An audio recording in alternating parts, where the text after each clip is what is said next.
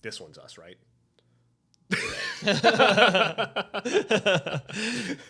Welcome back for another episode of Non-Essential Dialogue. I'm Tavyn. I'm Payne. And we decided to start a podcast because we got nothing better to do and waiting on the film industry to pick back up. So might as well have our midlife crisis now. Hell yeah. And make this podcast where we craft stories from scratch. And our scratch is a randomized system where we pull from our 3 bins here that you can see.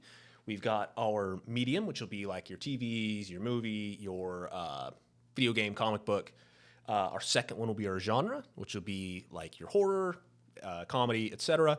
And lastly is our prompts. So we'll pull 2 randomized prompts from a list of a couple hundred that we had made. Yeah. And those they have to be in it. Yeah, they have to be in the story in some part. Yeah.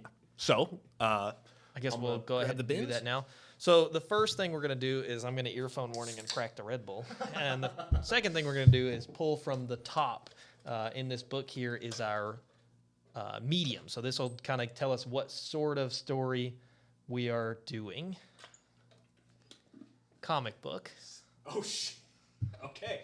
All right. We're getting into it. We're into it then. And our second one... is this how we do this? Hold on, there's a different... Oh, we need the slimes. We need the slimes. Okay. This is an interesting one. All right, episode 3, this is the first time we're going different. Yeah, so it's a whole new system. Comic book is wildly different than TV and movies. So we have a little bit different of a system. All right, so we got to pull subject. Got to pull from the subject, which is the top of slime. Top of slime. Here we go. Mix them up. Ow. The slime is get little, like, small. The tweezers from Operation. We have comic character. Okay, so we're making a character. We're gonna make a character, and then did we pull something else? Power source environment. No, we pull from these. We pull from these. Okay. Yeah, so now the prompts always happen. So now we pull the 2 prompts. So we explained everything to you and then immediately did something different. So for comic books specifically, it's a different format than comics, than movies and TV shows. So we have another thing where we pull, I guess we can tell you what the other ones are. It's comic character, and then it's power source, and then what's the last one? Location?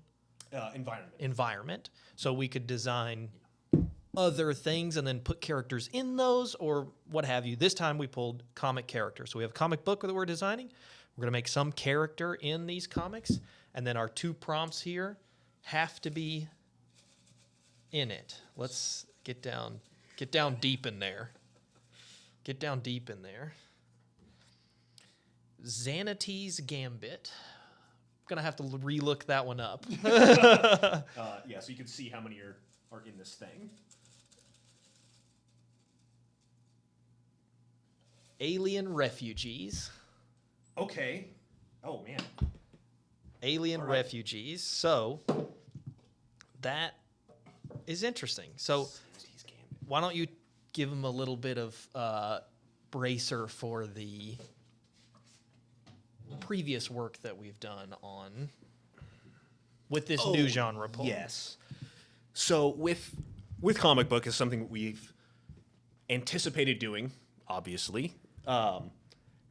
Very, very poorly, as you saw our drawing system went. What we have done prior to pulling a comic is we've kind of laid a little bit of groundwork for some of these things. We didn't want to come into comic book cold. We wanted to come in with a little bit of a direction to push things toward. So an overall kind of main storyline that we're gearing toward that we've kind of considered, and we've got a couple of things and some characters that we've talked about that haven't been entirely fleshed out. When we get to those, they're we'll go through not that fleshed process. out, but we have the bone structure of something to tell. Yeah. Because comics sort of naturally progress into these multiple storylines. The big bads, the things that exist. So we have done, you sit in a truck or on a set for 14 hours a day for years and years and years. Eventually you start doing weird creative stuff. There are some things that we've already put into this world, but what you will watch here is us creating things from scratch. Unless there is something that we pull a specific set of these that are so geared towards something that we already have in mind. But even then, we haven't done the legwork on those. We've named them. We have like a brief summary or something that ties A to B, but you'll get the creation and the naming and all that stuff. This seems like something that we haven't thought about before. So Not in the least. This is going to be totally from scratch here. So what is Xanatos Gambit? Xanatos Gambit is a plan for which all foreseeable outcomes benefit the creator, including ones that superficially appear to be failures. So it's one of those. It's one of those things that I associate it with a villain. Mm-hmm. Same. But they have thought out and planned for every foreseeable plan, and all of them are beneficial. It's not just they have a plan C or a plan B or a plan Z. Right. This is someone like Xavier or Dr. Doom. It is that whatever plan happens, it doesn't matter. It doesn't matter what you do. You can't stop it. It's sort of like specifically superheroes, actually. It makes me think spoilers for Watchmen. So skip the next 30 seconds if you don't want to hear it. The end of Watchmen, basically the villain, they're still trying to they're still trying to stop. No, it's what's his name? Or they send Dr. Manhattan and they fake that he blew up the city. Yeah, they fake that he blew up the planet, but it is a false flag narrative. Ozymandias is the bad guy. They get all the way there, and Ozymandias starts doing the villain monologue thing where he's like, "You can't stop, blah, blah, blah, this is my plan, blah, blah, blah, blah, blah." And they're like, "Well, you just told us, and we can stop you." And he's like, "I already did it 30 minutes ago. You can't stop it." It's like he thought of everything, and they made it to that one scenario where a hero gets there to stop him. It's too late. So it's not like a perfect one-to-one with this, but it's like a character like that who has thought of every single possible scenario. It's just the power of a man in a large rolling whiteboard. Exactly. We need a large rolling whiteboard. Desperately. And then we have alien refugees, which is interesting. So we've talked a little bit about aliens and some races and things like that, and how we going about the process of whether we introduce them to our Earth or we start on another planet. I guess this is a refugees. Are we talking? So what do we want to do? Do we want to go? Immediately, I'm seeing a couple of different options. One being we've got this big bad master plan guy. Do we want to play it as he's the bad guy for bad intentions? Is he the bad guy for good intentions? Is he the reason our refugees are refugeeing?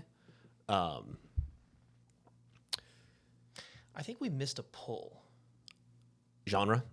No, remember we had some of the like actual powers. Oh, were we going to pull a power type? I think so. It's the first time we're doing this. I know, right? I know, right? I don't even know if it's in there. I don't even remember cutting them out. Yeah, anyway, I've got power sources. I thought it wasn't power sources. It was like a whole different thing. Not important. We'll figure it out on this one.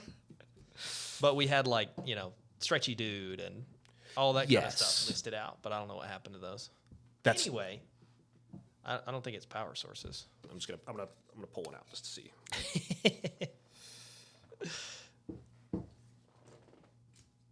No, but it's different. Yeah, it's different. Anyway. We'll figure it out when we get there on this one. We'll figure it out. Pull the next one. We'll figure it out. You keep talking. I'm going to look at these things, and because it's been a minute. The alien refugee, especially in comics, makes me think, obviously, Superman. Superman's a pretty big alien refugee story, but it's also like Martian Manhunter. And you're right. It's separate. I think it's separate. What do you mean? Power source is a separate pull in here, and then we put power source. Environment, separate pull environment. I think what we missed is the actual comic characters. Yeah. The staple power, like Speedster. I think those are in there. I don't think so. I hope not. They're not. They can't be. We just don't have one then. Great. We'll figure it out. We'll figure it out, and then we'll take it out of whatever we find. Is that them right there? What did we put in this one? Oh, it's my turn. Be sure to like. My turn. Be sure to like and subscribe so that we can afford a turn. whiteboard to write all these things out. No, that ain't the guy. That ain't it. Maybe not, or I just didn't understand that one. What are these? I don't understand what these are. What are you looking at? I don't know. I think this is what we're looking for, but I think I drew two that didn't make any sense. Yeah, that was Moleman, Warlord. I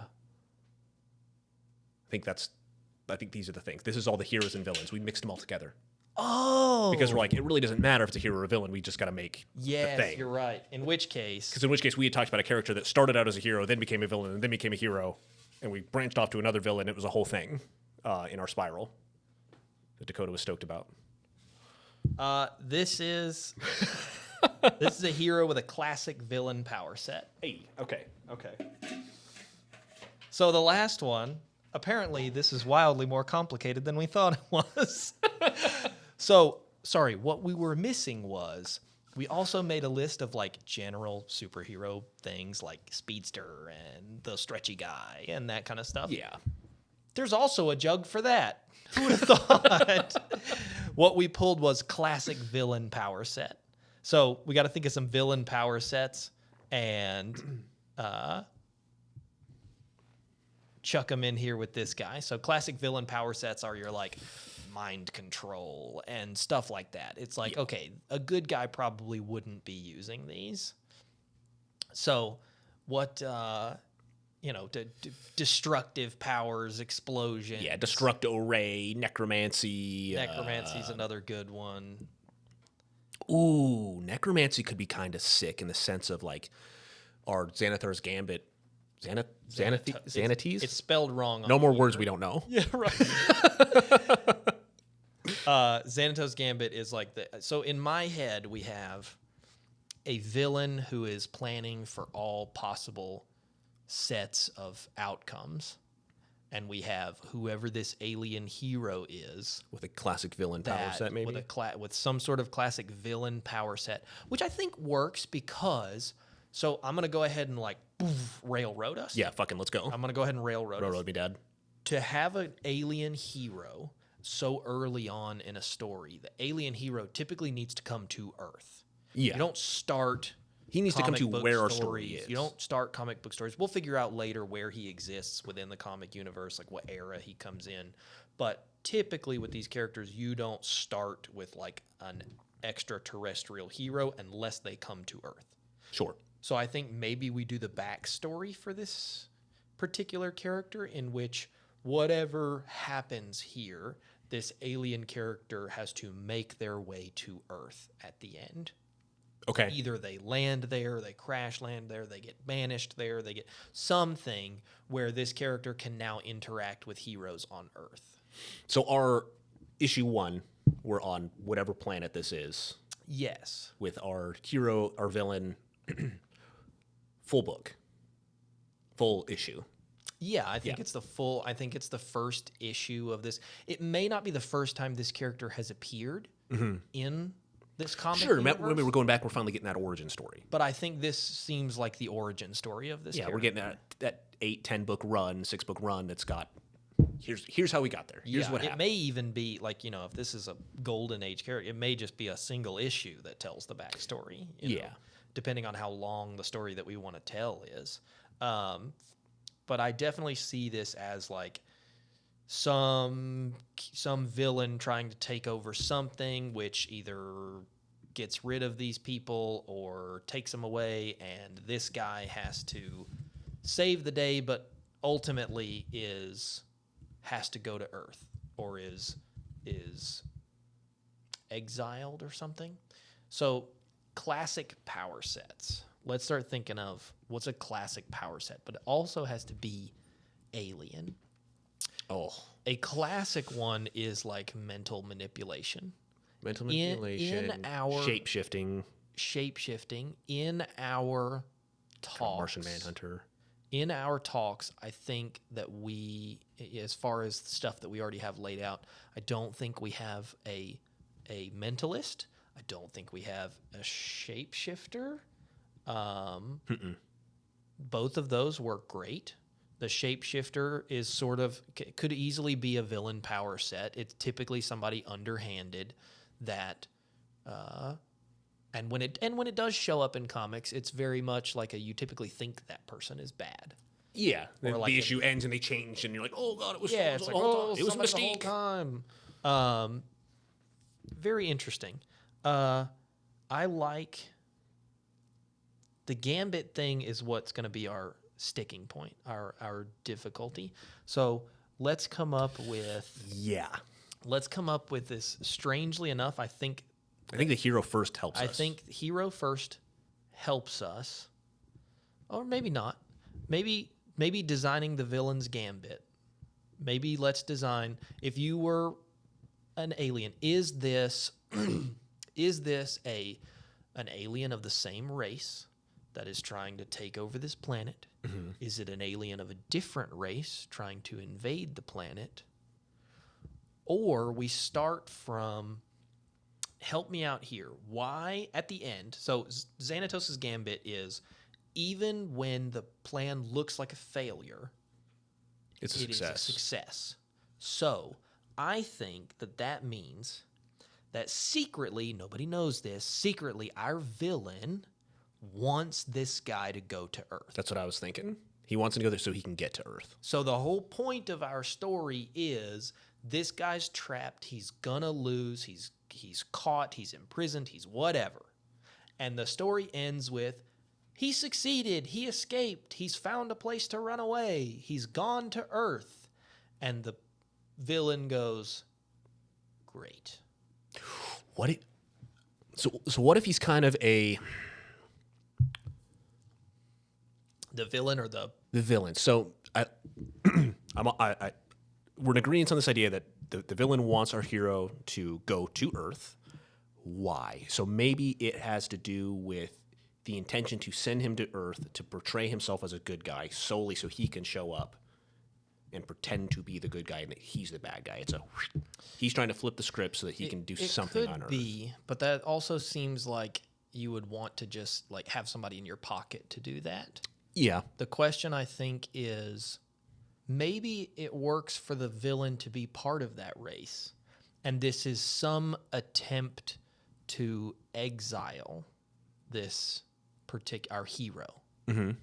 So that, or maybe it's like this, maybe this guy is already powered. Maybe our hero's already powered on this planet, and he's like a protector of these people on this planet or whatever. And the villain shows up, and the villain is trying to take over the planet, and has to find some way to get rid of this guy.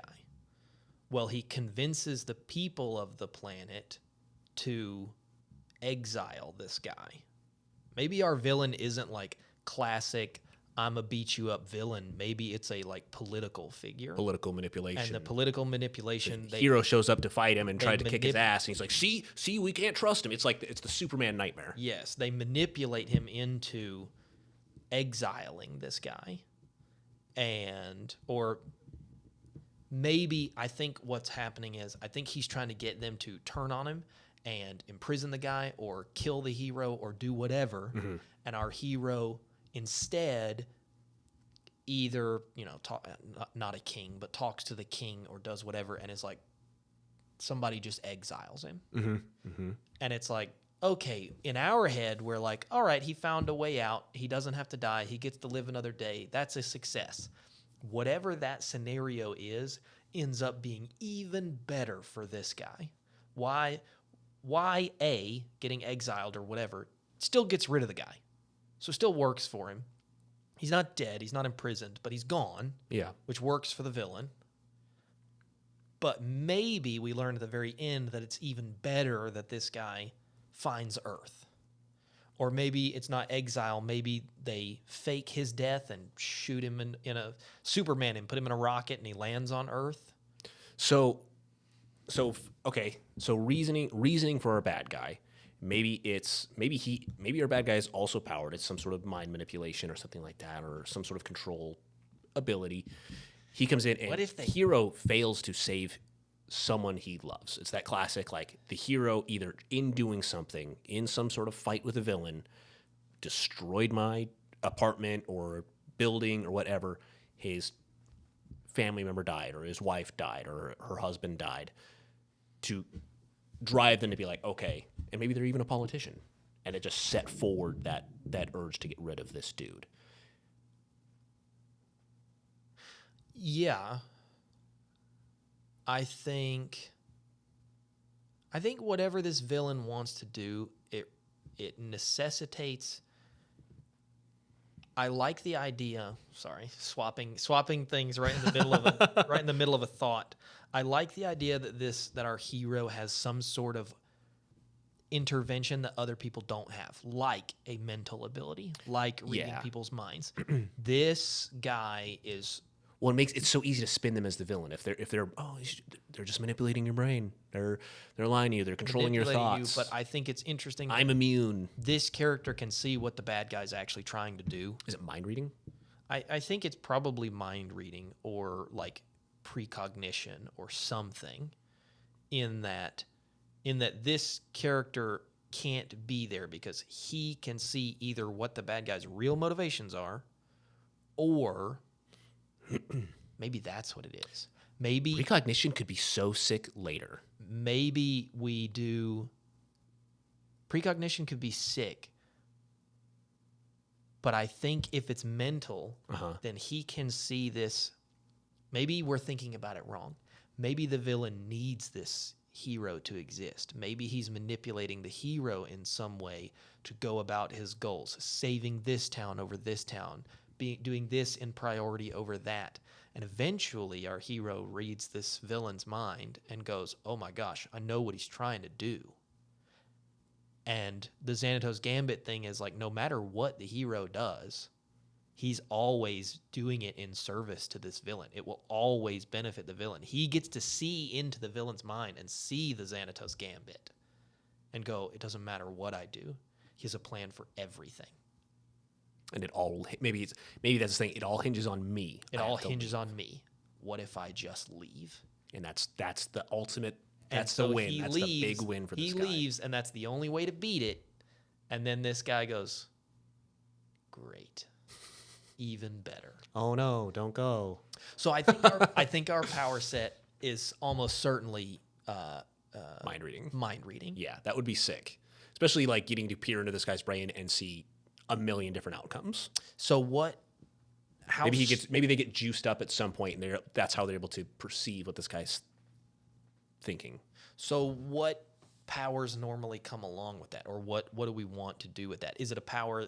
I assume it's a power that only he has, not like his whole race. It'd be weird if it was the whole race. Yeah, it'd be weird if it was the whole race. Maybe they're a telepathic race. Yeah, but then if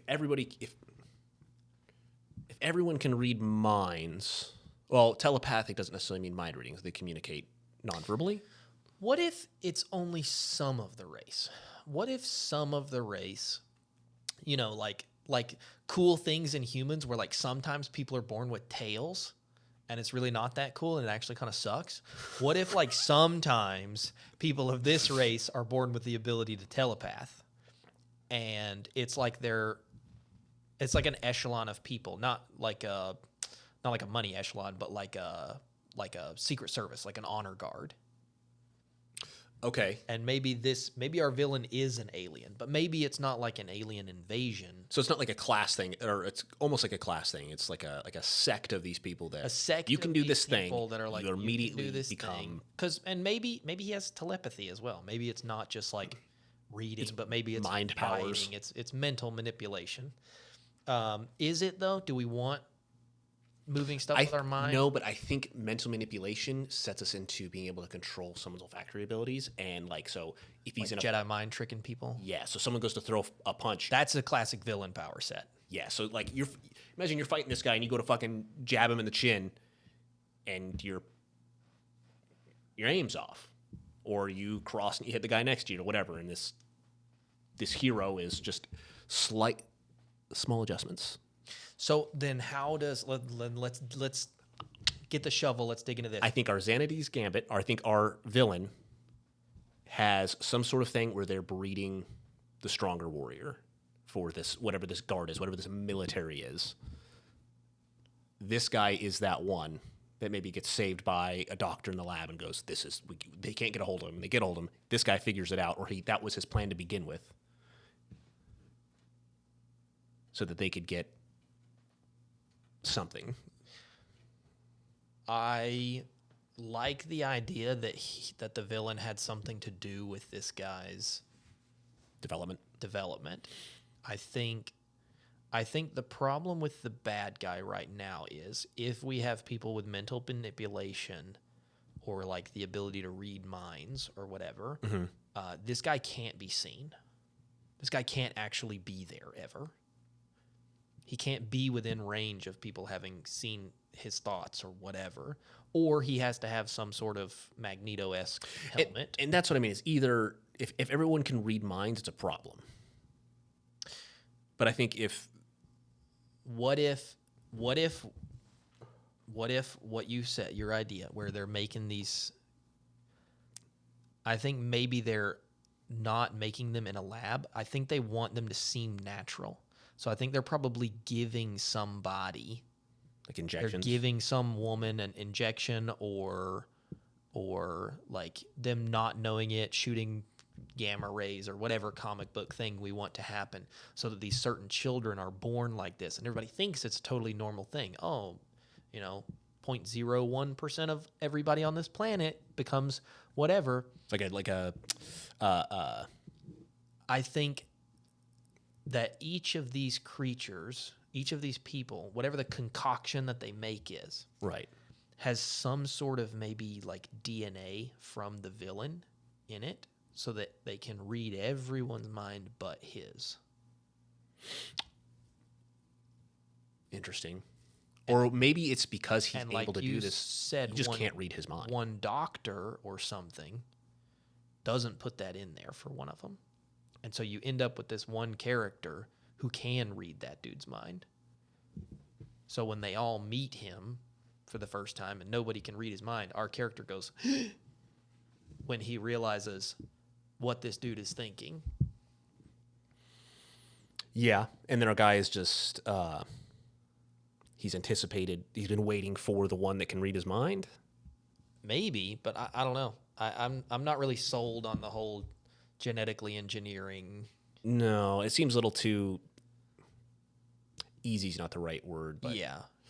I think then scrap it. This is the fun part also of storytelling where you go, yep, all right. I like the Magneto helmet kind of thing. I like the telepathic ability or reading minds as his power. You can either do, and I think that in that there are two choices. Either the bad guy has something that his mind can't be manipulated, or he's just never there. He always uses a proxy. He's always shown on a big video screen from space. Wizard of Oz style? Yeah, Wizard of Oz style, which I think could be cool if maybe he's not a part of that race, or maybe that race is spread across multiple planets, and this guy is like one of the people vying to be the emperor of all of them. He's trying to I think maybe that's what it is. Maybe he's heralding himself as supreme leader, a peacekeeper, but really he wants to be Alexander the Great. He doesn't want to bring everybody together. He wants to reconquer all of the planets that is this race and be solely in control of all of them. Or maybe it's like a cabal of different races, but this guy is trying to get this planet to join the Federation or whatever. And so maybe that's why he needs, maybe that's what he's wanting Earth for. Maybe he needs somebody to go to Earth, and he needs somebody to go to Earth to introduce that this exists. Is it? And he wants to absorb Earth into the cabal. Hold on. Is it that he genetically engineers these heroes, sends them to a planet, lets them be the heroes, and then he comes in and is like, or maybe he says, hey, as an act of faith for you to join us. He makes villains. He makes villains and then goes and saves the day. And then, oopsie, our classic villain power. He was supposed to be evil, didn't get whatever that evil juice is. It's kind of like, I hate to immediately throw the answer in there, but I love it and I want to stick with it. like Super Saiyans almost, or like Yes. Saiyans almost. Yes. It's like, hey, we're going to send little kids. We're going to engineer these little kids that are going to take over the planet, and you go to the planet. And Goku's like, I just want to fight. Except Goku bumps his head on the way down when he lands, and he's like, actually, I'm just kind of hungry. You know, it is. I think that's it. He's like, hey, I can protect you from villains. Do you want to join the Federation? And some people who are like, yeah, well, like we've got evil powered people here. Yeah, come do the thing. Yeah. And they join. Let's have an alliance. But then he's got some people that are like, no, we're not really interested. Like we've got a mostly peaceful planet. We haven't had any issues. Nothing really happens here. Then does he engineer them or does he find them somewhere else? So is he going and see, that's interesting because I think if he is going and finding them, that implies deeper space reach. Which is fine, but it also implies that he's either going to planets where there are superpowered entire species, or a villain from that thing and capturing them. I think if he's engineering them in some bunker under the ground, you have like our hero being like that big. I'm one of these things. I think it has to be that because I think purely based on the Xanatos Gambit, this guy has to be brilliant. Yeah. He can't just be like, all right, well, take some jobber, which is a term in comics that's like, think like Rhino or Vulture or somebody. It's like big dumb smash. Big dumb dude that whacks things. It's like he's Terrible never got his bankroll. own plots unless his plot is rob a convenience store. He's working for another villain. If you see him like taking part in some large thing, it's because he's working for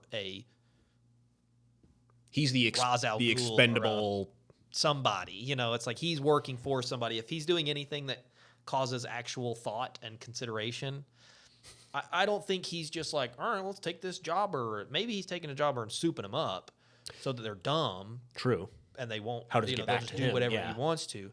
But also, if he's doing all this, if every possible foreseeable outcome ends with him winning, then And maybe maybe he takes these things, he soups up these villains. Perhaps he takes maybe it's something that's already genetically there. Takes these abilities from this cabal of alien races that's already there. As he absorbs more races into their cabal, he gains access to even a variety of more abilities. That's why he wants Earth so bad. Because Earth is a hotbed of superhero activity. Yeah. So by taking over more, he can get more things. He can paint this hero as a villain. When it goes to the planet, it becomes a hero instead of a villain. He has to show up, or he has to send a new villain over there. Okay. He has to send a new villain over there, and then defeat whatever. He's got to get this planet to show up to get to him. He paints this dude as a bad guy so that everybody else on that planet goes, oh, this dude's a bad guy. And then that dude has to run to Earth.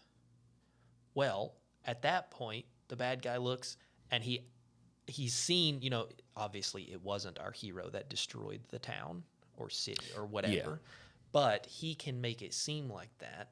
And then he wins because he takes some shape-shifting villain that he's got. Because he can go, yeah, he could. He looks at the Federation and he's like, look at what this bad guy is capable of. And he fled.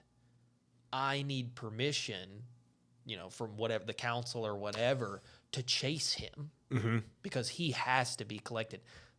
Dude's going to Earth. This is literally the government sanctioning this guy to go to Earth now. Yes. And he shows up and his whole thing is convincing Earth that our hero is in fact a villain in hiding. Yes, which is interesting because it plays with the tropes of an alien. Like you get this person shows up, they've got powers, you're like, okay, they're interacting with some of our other heroes. All of a sudden this dude shows up and goes, no. You don't know this dude's backstory. He's telling you that he's a good guy, but he destroyed this planet. And and long game, even stretch it out because he's got to win. Earth is unaware that he's even there yet. He's already there. Maybe he's our shape-shifting guy. And he is going through and he's doing damage in disguise of this guy. And everyone's like, what is happening? We just saw him wipe out this town, or we saw him I do don't this thing, think so he that would- later he can go, hey, I don't think he would ever. This guy, I don't think he would ever want to get that close.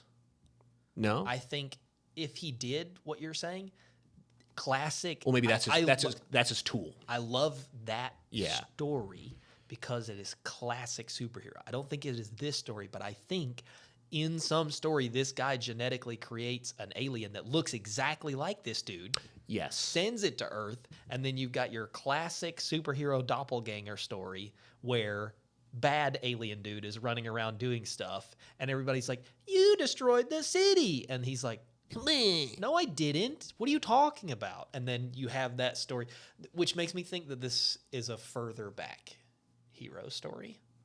Yes. I think it's like an early hero, maybe like end of Golden Age or start of Silver Age or something, because it's an old. You've still got your like doppelganger stories and your big villain who knows everything stories, and it's a super interesting character.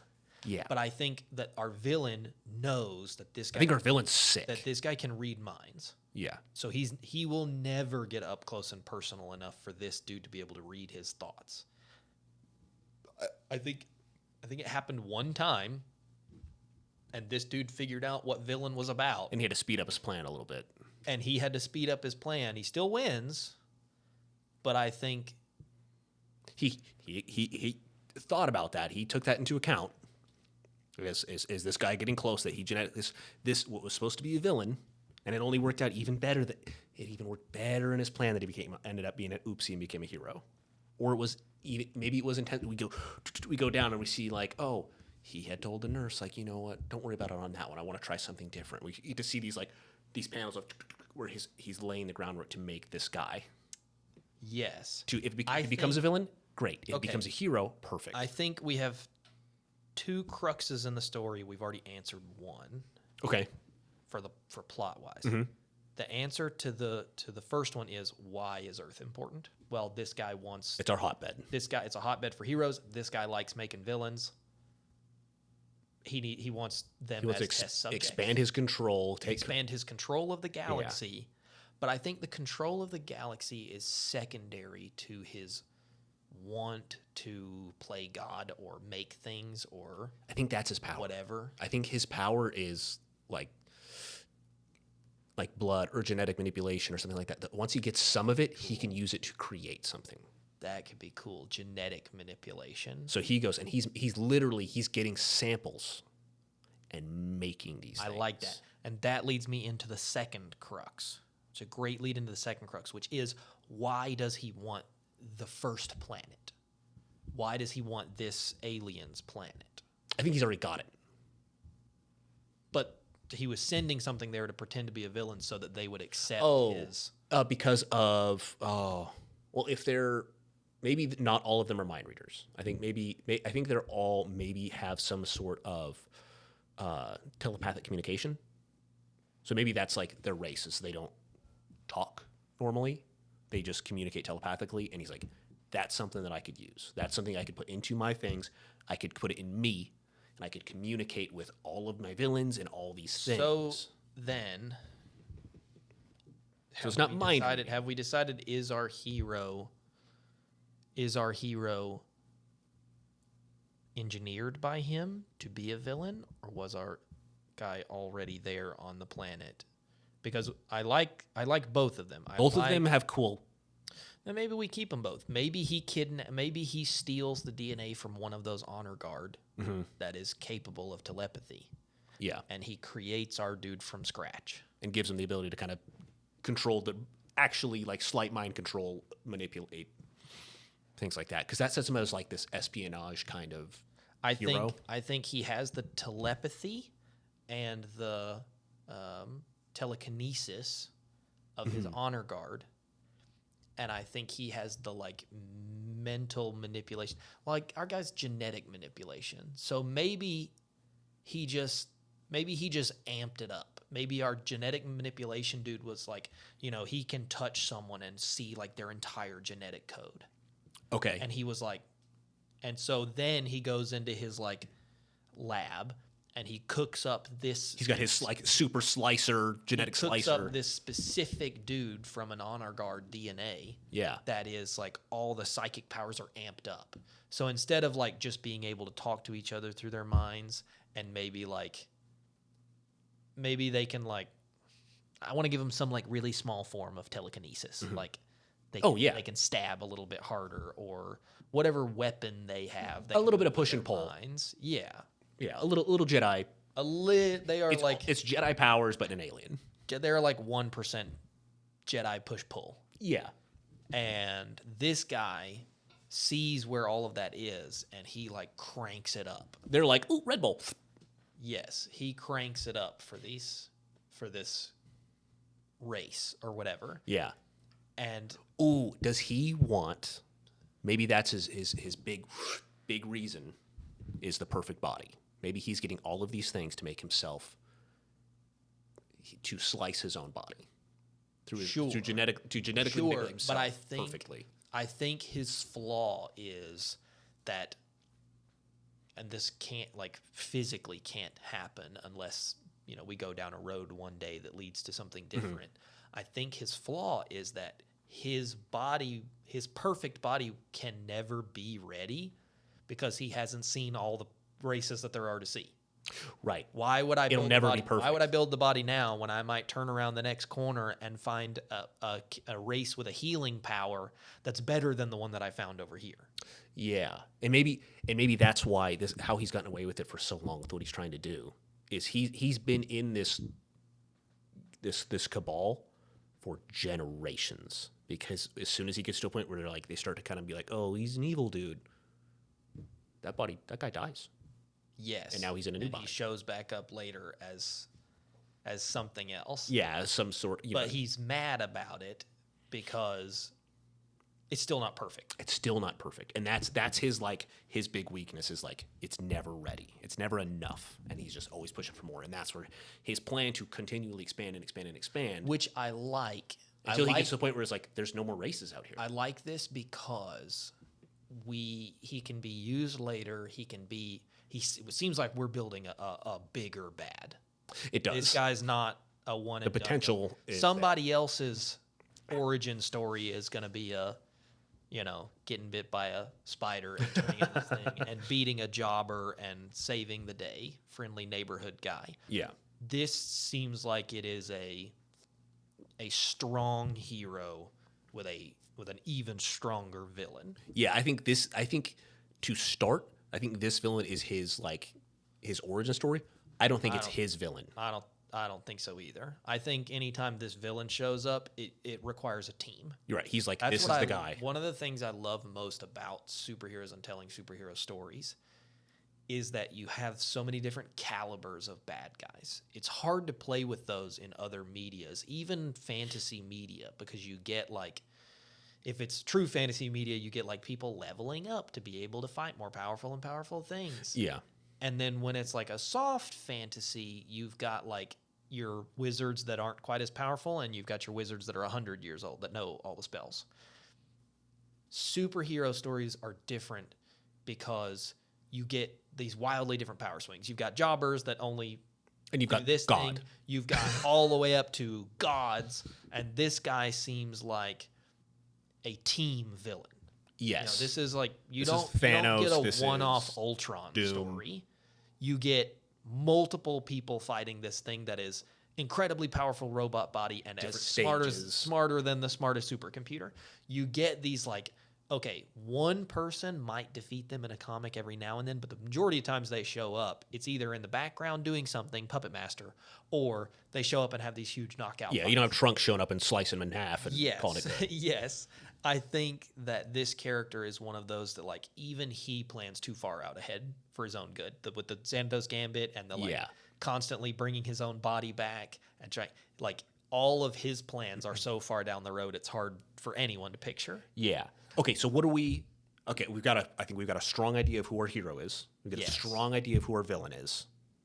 Now, I think we need to figure out a little bit of what our planet looks like that this story starts on. And is he the only refugee, or does he take people with him? I think he's the only one first. Okay. I think maybe that's a story later. Maybe he sets the path and others go, Something's not right. But that I think maybe that other I think, of the cabal. I think what we need to lock down is what this planet is, because bad guy has to have a reason to want it really bad, other than the fact that he needs DNA from it, because he could just go get it.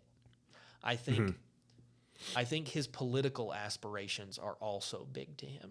I think he wants this planet to join the Federation. He wants to rule. Reason. He wants to rule, but I think he wants this planet for some specific reason. It needs a MacGuffin or something. It needs a fuel source. It needs something for the reason that he would put so much investment into getting this planet, and why it would be important for that planet to see our hero as a villain and ship him off. Well, maybe he doesn't. I think he doesn't perceive himself as the bad guy. Which, usually every villain is the hero of their own story. Sure. But I think in a literal sense, I think he is aware of something that nobody else is aware of. And he is trying to plan for some calamitous event. And the only way that he thinks that he can do it in his brilliance is to take these races. Maybe something's attacking other planets, or races are getting wiped out mysteriously. And he's like, hey, there's something out there. And I've got to, if I can get all of these races to work together in one big ass army, and the best way I can do it is to give them a hero to rally to. I think that's also another story for later, but I think it's important for him to have at least a little bit of this is all he for, saw this something. is all for something. Yeah. This is all for something, and I think he thinks if I can get the whole whatever galaxy or universe or whatever to be on the same side, we can win. And if I have the perfect body, then we can do whatever it is that I want us to do. Because once he's got political control over these things with whatever, if there's other people in this party, once he's got control of it, he can start doing his genetic manipulations across the board. So maybe it's he's got the idea of making this master race starting with him. Easy. Well, but I mean, no, I get it. Yeah. I think it's interesting. I think it's really cool. I still think he needs. Maybe it is just that he needs the planet itself, or wants the planet to be just in the territory. Federation. And maybe this dude, the hero being gone, is because the hero knows what he's really trying to do. Mm-hmm. The hero reads his mind and can see that it's all for something, but can't see that far. Yeah, can't see that deep. Doesn't know what. I think it's because this guy is so old. Oh. I think if he looked at Tavyn and went and read all of your memories, he's reading 30 some odd years of memories. I think he digs into this guy and then digs a little deeper and then hurts himself, classic psychic kickback nosebleed, because he's like, whoa, this dude is not the 50-year-old heir to the Empire. And he's seen some horrors. It's this dude is the heir to the Empire because his dad was him, and his dad's dad was him, and his dad's dad's dad was him, and his dad's dad's dad's dad was him. And it's whoa. Yeah, he can't. That's so Raven. He can only see. He can only see so far back, and what he does see is not good. Yeah, he only sees. He sees the Oops, lab. all bad. He sees the testing. He sees this guy killing himself to make himself a new body. He sees his own creation before he's given to his mom or whatever. Yeah. Oh my God. And be so sick. And it all not to see that, but all clicks in with him that this guy is bad, and so he starts actively opposing this guy, and he turns the whole world against him. We'll have to think of what this dude would be doing that would be bad, because I think our problem right now is all the stuff that this bad guy is doing to this planet is probably good, with the exception of how he's doing it, which is manufacturing villains to go fight so that he can have something to protect them against. Right. He's the ends justify the means.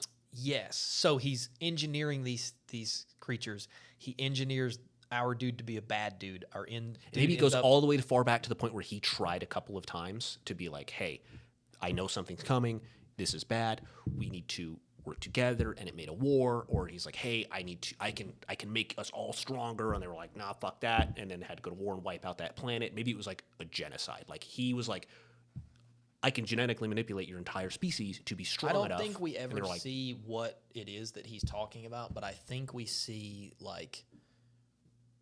not necessarily like something bad is coming, but like you don't understand. Together, we're all stronger. Together, nothing. Together, bad can come. nothing can stop us. Yeah, it's his. And they're like, we're independent. It's kind of his like. But yeah, on a smaller scale, it's his Iron Man defense around the entire planet. But yeah, kind he of thing. certainly does like genocide a planet or two on the Yeah. way, really early on. And then we see, oh, the Federation was created by him. And then we see, oh, it got a bunch of planets and this like And his Federation union, stopped whatever villain and wiped they're out this doing whole great, planet. and they stopped this villain. And like I think like the Federation probably had, I think at this point, the body that this guy has is getting old. Yes. And I think that, 100 years ago, I mean, it's alien scale. We can say 500 years ago, too, however old he is. Yeah. I think the Federation was doing good. It was getting some planets. They had some good. And then I think maybe there was some opposing Federation at some point that was also trying to do the same thing. Had to make them look like the bad guys. He made them look like the bad guys. And then, they were fighting or whatever. And he gets to this body. He makes this perfect body. And as a young man, like he actually physically goes and fights them and beats them down. So he becomes this like, and then his Federation, This legendary figure. His Federation gets legendary, and now he's collecting all these planets, and these ones are a holdout because their planet's pretty great, really low crime rates. It's really hard. It's going to be hard to convince them. Their honor guard can see in your head to know if you're a bad guy or not. Yeah. Why would they need protection unless it was coming from the outside That's universe? evil Unless intent. it's coming from people that are coming here to try and get us to join them, we don't really have any problems. Yeah, and he's able to genetically modify himself, so they can't read his mind. So exactly. So he's got some anti-mind reading. But he can't read minds, and he wants it. He can't read minds, and he wants it. Imagine how good his planning would be if he could tell what you were thinking. I think. See, the problem there is if he can just take DNA or like manipulate it, then why wouldn't he be able to just get it? Especially if it's a DNA. Sure. I think that maybe he already has it on some level, or he can take it from them to be used in his next body. I don't think he gets those things until he puts them in his next body. Yes. So I think he's got a saved up store of DNA, and he goes, mind reading. That'll be good for the next one. And he's got this like saved up store of. Yeah, he's got this Rolodex of. Yeah. So he's got this like Rolodex of powers, which I guess he would take from all these other planets. So one of the reasons he wants to go around in the universe to take these planets is for the Federation, but the other part is so that he can be looking for superpowered races and do all of this stuff. And that's why he's so interested in Earth, because Earth is a hotbed of superheroes. If he can get there at some point, he can take all of these powers and he can put himself into like he can make this like that perfect body. He can convince himself, Yes, but also like wants he can that take perfect these body. he can take these race or whatever. He can in his super special CRISPR I villain like that lab. you know what it's called. I've I said like it like that you know what 97 the times. DNA It's my word of the day. thing. So he he can take, maybe he doesn't know what powers work together. Like maybe there's his thing is these villains are not only are they utilized to go to these planets and provide him a way to save the day as this Federation, he also can go like, okay, cool, I like this power and I like this power. If I have them both, how do they work together? Let's make a temporary villain that I can send out with these, juiced up with these. You go test them. So when he's doing that, make planets need his protection, he can also sort of be practicing what goes together, what doesn't go together for his next body. Yeah, and like if a So hero he beats them, has it's like he always has that perfect body, which is like if he's the emperor of whatever, it's always his like the when he looks into his head, when the hero looks into his head and he sees like, oh my gosh, he's the emperor now, but he was the last emperor, and he was the emperor before that, and he was the emperor before that. like he is and always was. Is and always was, and then going back to eventually telling his backstory or whatever. It's like he always was. He's the guy that started this Federation, and then did the whole. He solved the other war with Federation. the first Federation. So he did all of that stuff, but he is now this, like he was there to start the war. This guy, this villain, our main guy, is the one that finally ended it and is now like taking all these planets, and everybody thinks he's a good dude, but he still always looks sort of like the last guy because he's interested in this perfect body. And if he gets the physical body right, that's also very important. It plays into his vanity. Plays into his vanity and the fantasy of having that perfect body. Right. I It's like, think, oh, he didn't like something about it this time. Maybe he can fix it in the next generation of this form. You know, hey, maybe, you know, an 18-inch penis wasn't the way to go. And I got to cut myself down to like 17.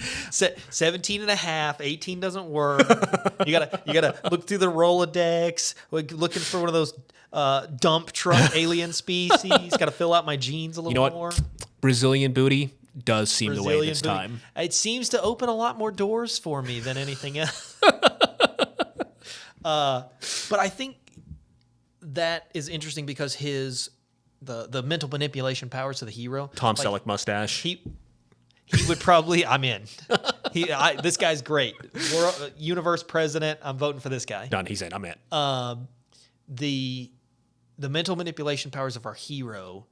I think he would probably have like some defensive power, some like anti-manipulation, so that like the honor guard or whatever couldn't read his mind. But I think he took our hero and he cranked his up to 11. Maybe that's something that he's worked on before in the past, right? Like his consider all the options. I got this telepathic race. Maybe I don't need my mind read, kind of thing. Exactly. So I think he probably has, but he's not defensible enough to get this dude who's cranked up to an 11 can see in his head.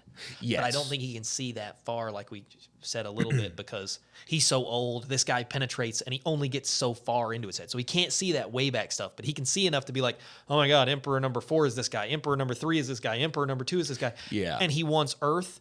And also because he, Xanatos Gambit, he can see all possible futures. I think our hero sees that there's nothing I can do about. Right. My only option nothing I can to do about negate this this is to planet. leave. This planet, I gotta no matter go warn what I Earth. do, will be under his control. So I need to go to Earth, and I need to warn those people. Right. And like I think, like, yeah, or he gets in this fight. Our villain, one of our villains, comes in and they're bombarding him with attacks and attacks and attacks. He eventually loses or gets kidnapped or whatever, gets taken aboard. So that and that's when our emperor, for lack of a better term at the moment, that's when they have that. Yeah, I think what's happening is he wants to experiment on our hero because our hero's not doing what he was supposed to do. Yeah. He was engineered. He was implanted in someone. He was supposed to be a bad guy. He didn't. He ended up being a good guy, joining the honor guard, training his power. Breaks through that mental wall. And I think this guy has to start sending these experiments to go be villains. And our hero beats most of them up until he finally gets what he thinks is he's going to get killed, but he gets captured because Mr. Experiment Dude wants to experiment on the failed experiment and see what went wrong. Why did it become a hero? So he gets there, and that's when our hero is able to push into his mind and see all of this. That's when like the crux of our he's got to get the heck out of here thing happens. That's how our hero knows. It's like, I got to go, Yeah. and I got to take like an escape pod or something from this ship, assuming he's on a ship, and blast back to but Earth. that's also the Xanatos Gambit where he's like, that was exactly my lead-in. So now he's convinced this race that our hero is actually a bad guy. Yes, And- this is the perfect scenario. And so he can now ask the rest of the people who would be spearheading this federation or whatever. He can be like, we need to go chase this guy. He's a villain. He's left. He was terrorizing a planet. There's no idea where he'll go next. love But we've democracy. got a heading for him. So we should go capture him. And it gives this guy a reason to finally go out and go to Earth, which is what he wants to do. It's our anyway. Palpatine moment. And I think that the villain needs to look good. He needs to look more human. He can have like different colors. He's got to look like the hero. He's got to look like a hero. He's got to look like who he portrays. And I think our villain has to look like somebody that could easily be a villain. Either he needs to be he needs to be like classic villain like think like a tiefling. Like you look at him, you're like, that dude's got horns and goat feet. Yeah, he a bad guy. He's red, Or like a Darth Maul kind of. a Darth Maul. Or he's got to be like so fundamentally alien that people would be like, oh my God, it's a giant squid person. My mind's blank in D&D, the squid dudes. I don't know. Squid dudes. Fine. They're not important. My brain is short-circuiting right now. I think that we can dig a little bit into this while we're naming stuff. I think maybe Yes, we can come up with the appearance of these things. We can come up with the names and a little bit also of what our initial planet kind of looks like. Yeah, I think that's also important because he's got to have I think his reason for coming there is getting their mental powers, adding them to the Federation because they're a very strong fighting force. And like we said earlier, he's got something in the way back that is the reason he does what he does, where he's like, there's something, or we're all stronger together, and if I can get as many people into the as many planets into this Federation as possible, we as living beings will be strong. Right, they don't have to know or think that there's some big thing out there. If I can have the perfect body, what could ever stand against us in this galaxy? And that body universe? will never be perfect enough. It'll never be perfect enough for him to actually do it. Yeah. So he has to iterate on it every time one gets old because he has to. And he's always finding new things. But it'll never, he might be, there's a better power, there's a better version of laser vision over here. And then, so the body can never be perfect, which is one of his flaws.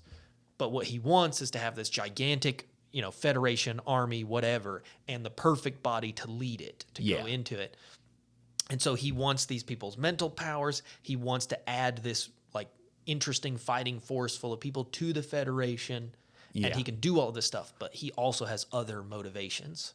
And also in that, while we're also talking about the different aliens, the different species and things like that, it'd be really, really fun to be able to utilize those other species in later comics too, which we could certainly do. Sure. And if you're watching this and you have an idea for something that would be a cool alien race that we could utilize for this cabal, this Federation, let us know in the comments, or if you maybe it's something we can use in a later episode. If you already think you have a good name for some of this or whatever, it's comic books. It's comic books. We can retcon anything. Exactly. We can retcon anything, and there's always something in the back that's kid writing letters to people. Go ahead, do your thing. We are going to cut and name some stuff and talk about some stuff, and we'll see you back here in a few seconds for one cut, one black slide. We'll see you back here for the first draft.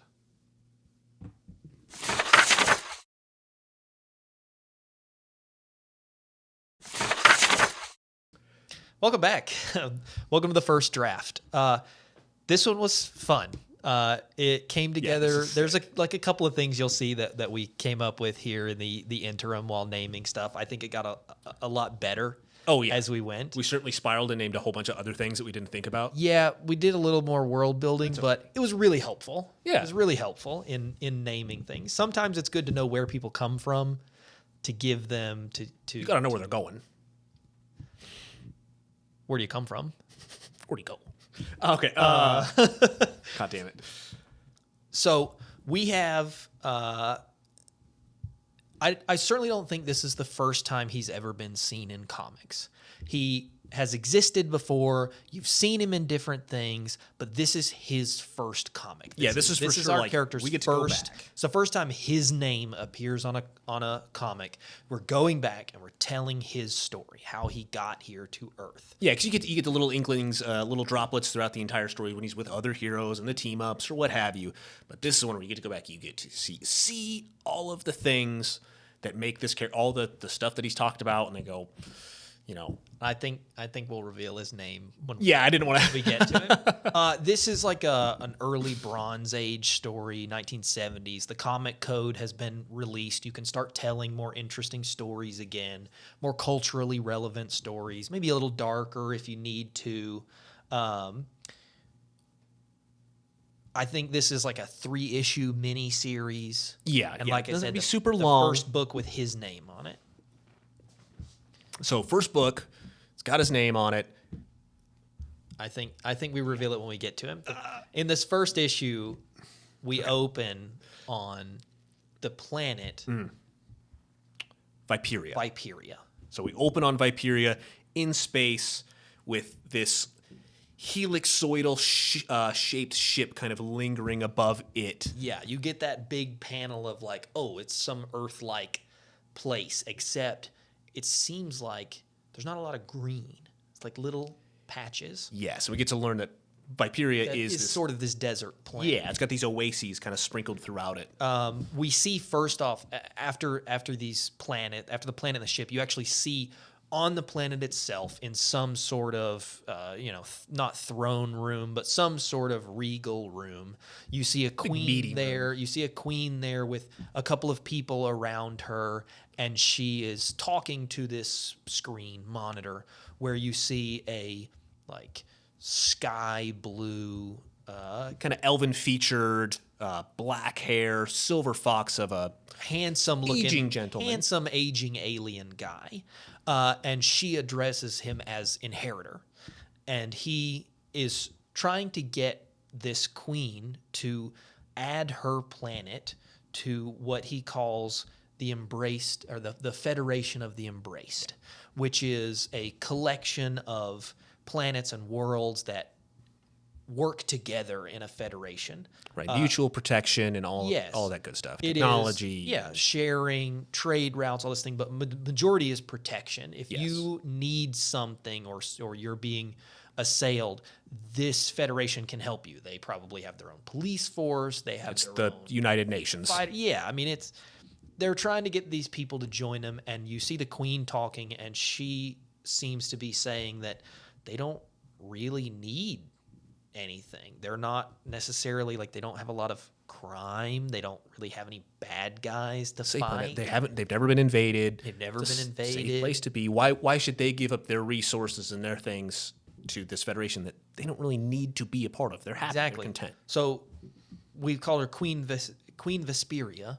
Yes. Basically tells him no, they don't really need, it seems like a lot to do to try and join this federation. And then they have overhead and they have people and they have to send an envoy and all this kind of stuff. It's like, we don't really need that. What do you bring us? We're perfectly happy on our low crime planet.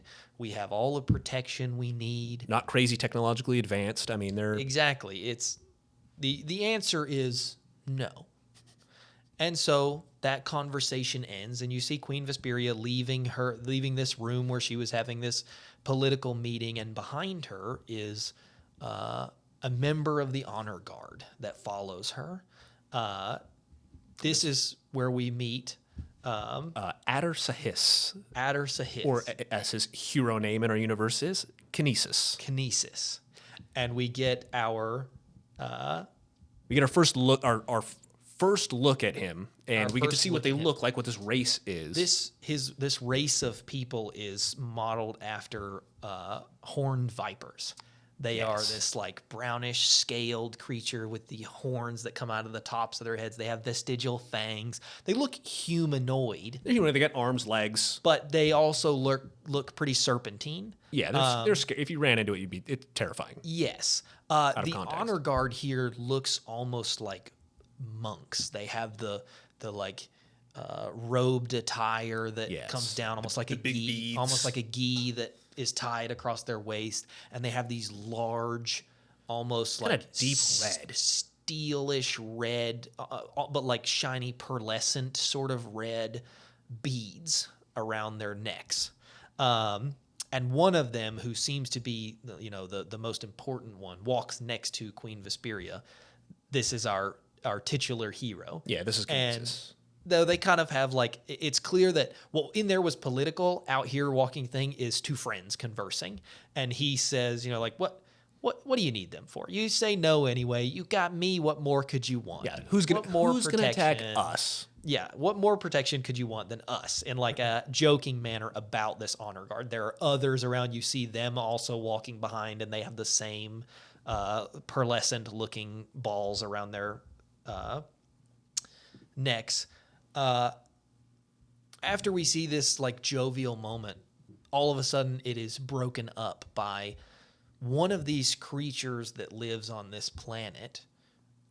Is a large, probably crab-like looking creature. Some sort of desert creature that attacks, and we get to see just why he doesn't think that they need the help of this federation, because you get to see Kinesis do what Kinesis does. Kinesis jumps in to save the day, and you see him begin to move these orbs in this necklace, begin to come off, and he can move them around with his mind, and they are battering this creature, truly beating it up. Yeah. And we see very quickly that this creature's not not enough. It may destroy a couple of buildings and harm a few people, but he's put down rather quickly, as you can actually see as Kinesis is fighting, that he can see the movements and he can sort of like read this creature's mind. As it goes to swing, he knows a right hook is coming and he dodges. Yeah, so we get to it, and especially if you haven't read the comics beforehand and you're just coming into reading a Kinesis comic now, you're learning has some form of telekinetic powers that allows him to manipulate these balls, these tiers of castigation, as we've named them. And we get to learn that we learn that he can read minds. Specific class he can read minds, and he can sort of influence people. He can. You see, this crab's not the smartest thing, and so you can see him sort of influencing it, nudging it in a way of fighting that to keep it away from buildings and keep it away from innocent people. You should go over here. You should fight me. You shouldn't swing with that hand. You know what? Things like that he is manipulating in this fight while also hurling these steel balls around. He saves the city and is able to save this place. And then we get, like not a parade, but like they're very happy. This is the first time in a long time that a city's been attacked, that somebody has had to save the day. It's interesting. They just had this conversation about this never happens. And they are reassured that if it does happen, our honor guard, our castigators are easily capable of taking care of it. Yes. And we get to learn, too, is like he is a league of his own, because these other castigators, which are part of this honor guard, they're not as strong as he is. Like they can't manipulate people's abilities like he can. They can't, it's clear that they are like clapping him on the back, being like, "Oh my gosh, Adder, that was so sick. Holy shit, we'd be screwed without you." Yeah, he is all of their powers. That's why he protects the queen. He is all of their powers cranked up. He is wildly more powerful than them. But after this fight, you get this parade. You get like a slice of life of what it's like to live on Viperia. Yeah, you get to see the oases. You see desert. This wonderful city built in an oasis. All of the buildings sort of have their own gardens. It is sort of its own Eden within this desert planet. And you see him training the younger monks. And they go off and they find this oasis. And within this oasis are these mollusks. Yes, the desert mirage. The desert mirages is what they call, because they look like eyes of some sort. And underneath the water in these oases, you see these young trainees trying to use their mental powers to open the oyster. Trying to brute force it. He sits down near one of them that is trying to do this, and he sort of explains the process that when you've settled deep enough within your mind, you learn that it's not about the kinesis. It's not about the forcing the creature open with your powers. It's about directing your thoughts, influencing your will on them, and getting them to open themselves, because they are these large mollusk creatures. You wouldn't be able to rip them open with your hands. And as this thing yawn, eventually the kid gets it, these things yawn open, and inside is this metallic, fleshy, it's a semi-organic, it's a pearl. It's clearly a pearl. Some little bit of sand in this desert gets into these mollusks that live in these oases, and it slowly gets layered over in time with this like semi-biological metal that becomes to become a castigator. They had to acquire these pearls to then learn how to utilize them as their tiers of castigation, which are the bead-like necklaces that they all wear and they utilize as their weapons. And this metal itself, this pearl, is made of this indestructible. It can only be manipulated in this way. Others call it kinesium. Kinesium, yes. And the interesting thing about this metal is that it is virtually indestructible, because it can't be melted down. It can't be molded in any way. The only way that you can manipulate this metal is through Kinesis, the mental power of being able to move objects. And so for every other race, this metal would be able to make indestructible ships. If you could, or if you could do anything, if you could do anything with it. So this honor guard, the only people on this planet, you learn that if you're born on this planet with the ability to move things with your mind or read minds, you become an honor guard. Yes, whatever divisions those are, whether it's whatever making divisions those things, are. At some point, maybe this metal was used in nefarious ways, but at this point, it is you can only use this stuff if you're one of these guys, and everyone else who can't read minds or use is put on that level playing field, because all these people who can read minds are all near each other all the time. Right. So if one of You're them not hiding. if one of them is bad, the other guys that are the police force basically of this place are going to know that that guy's bad. So it's sort of this like built-in self-regulation, self-regulating crime. Anyway, you learn all of this stuff through the rest of it, that this is what this material is. This is what all of these people do. This is what it's like to be in the honor guard. And so we get our slice of life kind of moment in this comic book, and it's around that a little towards the end of that we get our second wave, our second jobber. We get another villain shows up. We get another jobber that looks probably sort of like that crab thing, but like a little more juiced up. A little juiced up. It is a little bigger than that, and it on maybe on this guy's way back with the little younger warriors, he sends them off and goes in to fight this other larger one that is now rampaging. Right, it's stronger, it's angrier. There's something weird about it, and he's not able to. The other one, he could kind of pick up on its thoughts and pick on what it was going to do in this fight, and why he was able to beat it so easily. Whereas this one, something's different. Something he can't read its mind. He can't read its mind. He's taking hits having to fight it, and it's a lot. And it's a lot more difficult of a for fight. A race, the Vesperians are not, or Viperians are not a big people. You know, you get hit by something big, and they're hurt. muscular. They're it's strong. Gonna hurt. They're and monks, so but there maybe even be an essence of using that metal to shield yourself if you have to. Yeah. The balls, and he's way more on the back foot. He's way more defensive. He does though manage to defeat this creature. The other honor guard help him. They jump in. He's able to finally get the upper hand, even though he can't influence it and he can't read its mind. He is still a superhero. Yeah. He is able to defeat this thing, and then he sort of takes the body of it back to his people and is like, we gotta look at this. This is like the crab things that live here, but this doesn't seem right. this is new. This is new. This creature seems like something has happened to it. So while our heroes are reeling from this attack, we cut back to the Helix, which is the ship of the Inheritor, and we're seeing him kind of with this CRISPR device and these test subjects, kind of making adjustments and making these changes. Yeah, we see that like half of the Helix is this political, like Air Force One kind of place. Yeah. It is the leader's ship. The other half appears to be some sort of laboratory. It's a laboratory, and you're not allowed in there.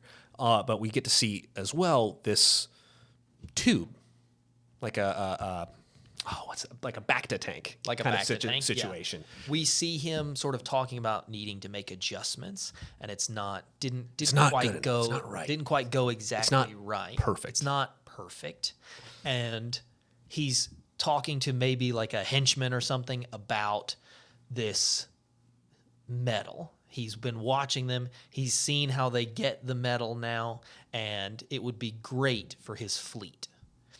And Yes. he's putting together this other thing, and you're seeing sort of off screen that he's doing something and experimenting on something, and then you see the Bacta tank or whatever, and it pulls back and it looks exactly like Kinesis. Whatever's in this tank Doppelganger in a tube. looks doppelganger to him. We cut back to our hero who is out in the desert doing something that the honor guard routinely does, which is check up on these little oases with the mollusks in it, make sure they're okay. Yeah, it's like a sacred pilgrimage kind of situation. Yeah. It's kind of a break. It takes a while. He just beat the shit out of two monsters. He's gonna. You got to roam through the desert. You got to Yeah. find them. It's a very like in tune with the desert. Yeah, these things are sacred. You got to make sure they're safe. So he finds them and he checks on them, and then he does a little meditation. And during his meditation, he reaches out with his mind, and he can hear distress, even from far away. When he's meditating and he's there and alone and totally incensed with this this planet. He can feel the thoughts of these people far away who seem to be in imminent danger. And so he has to get there as quickly as he can. He moves to this small oasis town, and when he gets there, It's obliterated. it's obliterated. He finds it completely destroyed. And so all those voices are silenced, and he has to return back to his main city where the queen is, and he tells her, hey, I found something. And she says, yes, we've just gotten We heard from the inheritor. reports that this town is destroyed or missing. And he says, I heard it, and when I got there, it was already destroyed. I couldn't do anything for them. Yeah. So this is when our inheritor shows up. This guy's trying to inheritor- convince everybody. He's trying to convince them they need to join this. So he shows up and goes, Federation. well, you're saying it wasn't you, but I've been up there watching the planet. I have video evidence that it was you. Our satellites that we have around our ship have picked up this distress, and it shows on the screen. It shows Kinesis killing people and destroying this town. Yeah, we see And just- I mean, it's video evidence that this guy has destroyed this place. And so you see, the look on the queen's face as she tells the rest of the honor guard to arrest Kinesis. Because even if it's wrong, like, you still got to be arrested. They still got to talk to him. Like, there's a trial that has to take place or whatever. Yeah, and Kinesis knows something's Kinesis off. immediately He's got knows to go. something's off. So he runs. He flees from them. The other honor guard chase him. You get a cool fight with them and all of their Knocking each other around. tears the balls. hitting each other, and it's great. Ugh. He does manage to escape, and when he escapes, the inheritor basically says, I told you.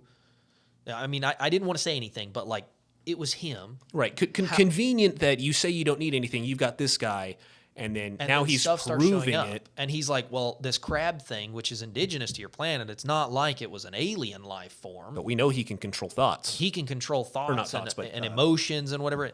Could he have told this thing to attack? Right. Could he have Would the queen made the really second know? one attack? And it's not enough to be like conclusive, but it's enough for everybody in the room to go, I don't know if he could do that or not. Yeah, it's Maybe an he did open-ended do that. question. It's kind of strange that I would say you should join the Federation. We can protect you. And then all of a sudden, these creatures that aren't invasive are attacking, and this dude's the only one that can right. stop them. I've come and contested his territory Yeah. and his reign. But you, as the reader, know you've seen his laboratory. You've probably seen these crabs or whatever being cooked up there. You know it's a manipulation. It's a manipulation, but the people don't know that. So Kinesis manages to get away, and we see him hide out in another desolate town, and all of a sudden, Oh yeah, he's in there. He's hiding away. Then he knows people look for him. He's got his hood up. He's trying to get by until he can figure out what's going on. And he comes around the corner and sees wouldn't you know it, himself. The inheritor, as he's doing all of this, you find out that he has, while talking conversation, sort of convincing him that it's Kinesis, he says, hey, as a show of good faith, let me and the Federation send someone to catch him. Yeah. We can catch him. We can take care of him and then bring him back to you so he can face trial or whatever. But let us show you that we can protect you. Yeah, let and us so the prove queen, ourselves. having her strongest person be the bad guy, quote unquote, she says yes to the inheritor and says, yeah, like, catch him for us and bring him back here. He needs to face justice, or at least explain to us why he's innocent.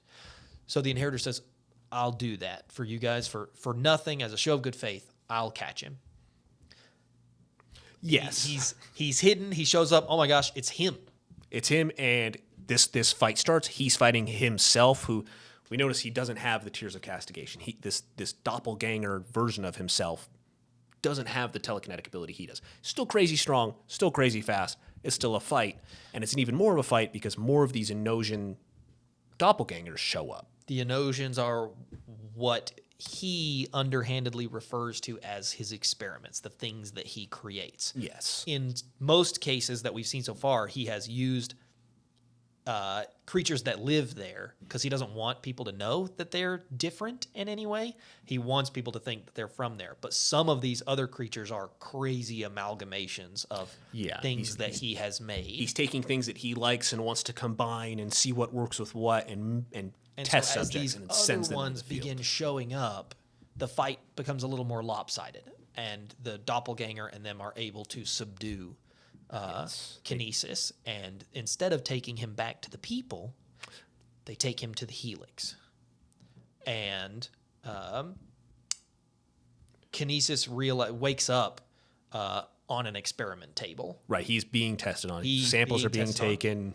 Inheritor is taking samples, and then we get that sort of villain monologue where Inheritor begins talking to him and is like sort of explaining what all is in this place. You came out stronger than I intended you to be, and blah, blah, blah, blah. And like, what? which is like confusing to Kinesis, and he sees like the parts of the crab thing that he made earlier. Right, he starts to connect the And dots a little bit. you see him like taking vials out of things, and like he's clearly like genetically altering things. Right, we could see behind him. It's not just the one back to tank initially that we saw with It's Doppelganger. A It's ton hundreds. of them, All and different each one like its little file thing on it is like super strength and super agility, or what it's genius intellect and such. He's clearly testing these things to see what's going on here, and in the process of actually experimenting on Kinesis, he gets close enough that Kinesis goes into his meditative state again. He doesn't want to feel any more pain, and so he sinks within himself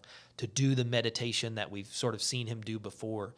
And he learns that his power is so deep, in fact, that he can penetrate the mind of this inheritor. Right, who has genetically modified himself to be resistant. And this is where he learns that the inheritor has genetically modified himself. He peers into what seems like he's able to break through this creature that he can't read its mind. Just like the second creature, it's very hard for him to break through inheritor's mind, but he does, and he learns what these experiments are, that it is creatures that he has taken their powers or used their DNA to take specific parts of them and build these creatures. And it's how he tests things together. If he's got a super strength and a super agility, he makes this creature and he sends it out there. And if it don't do a work together, job. I ain't putting that and in if, me. And if it doesn't work, it's too slow, or the agility is only like certain ways and it interacts with the strength in a bad way. All right, well, those two don't interact. We'll have to do some more experimenting. Yeah, we'll find another species with it, and I'll take that. But he learns that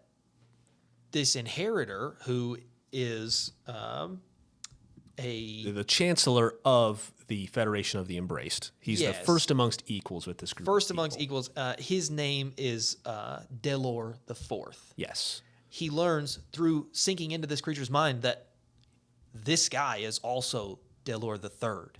And he's also Delor the Second and the First. And whatever name before Delor, you thought that it was this sort of father-son.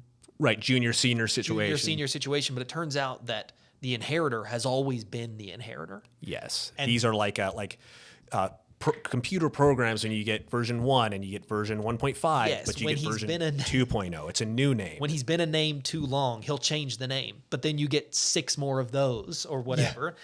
And this guy has been not only there, but he started the Federation. And when people don't want to join the Federation, he creates these monsters and sends them there so that he can protect those people against them, and they'll join the Federation. Because he is of the Federation and always has been. Was and always will be. And so the inheritor is sort of getting his mind read, and Kinesis sees all of these things very quickly, and it's sort of being pushed in his mind, and he can't go back. In a normal person, a 50-year-old person, he could push in and he could see 50 years. This guy's so old. He doesn't have the time in here to dig deep enough to see like the super far past of this guy.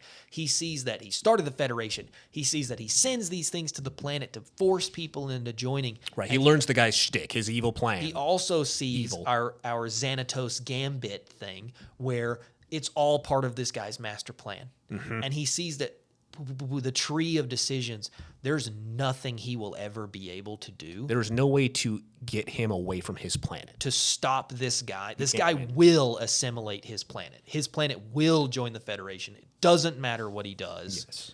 All of the plans end with this planet joining his federation. And at the last thing he kind of gets is this man's desire, excuse me, this man's desire to get to this planet He way sees off. all the plan. He sees the plan for the perfect body that we Yes. mentioned. That this guy iterates on his body every time, just like he iterates on the experiments. And what he wants is to get more of these powered people or genetically altered people.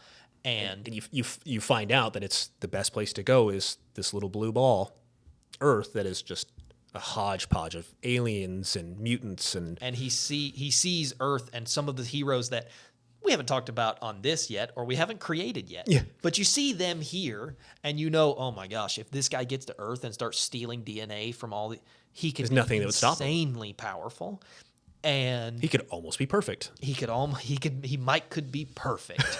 And Brazilian at this butt. point- At this point, the inheritor notices that his mind is being read, and he focuses on Kinesis, and you get a flash of Kinesis's backstory. Yes, you get the clutch of eggs that he places Kinesis. So these snakes, sort of like snakes in real life, they just create these clutches. You don't really know who's mommy and who's daddy. It's kind of and they have clutches of eggs, and last names in this culture are the They're clutch clutch-based. of eggs. So when all these eggs hatch, they will all have the same name of a clutch.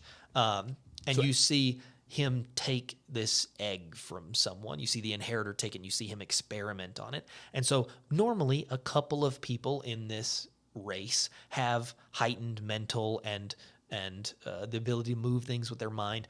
He takes this little egg and he cranks it up to 11. Yes. This is one of his experiments, and he puts it in that clutch to be hatched and to become this evil entity that needs protection, that the people need to be protected against. Well, for some reason, he didn't do a good enough job, and the person who was supposed to be a villain came out as a hero. came out as a hero and Well, defended nature versus nurture kind of defended situation. his people because of the culture he was built into. And Right, it's hard to raise a villain in a utopia. yeah, and having that heightened mental and physical state of these creatures made him a perfect hero for those creatures. And so by the time Inheritor gets to this planet, it's supposed to be ripe for harvest because they should have this evil person there that they need protection against. He comes in, he does a little and they join the Federation.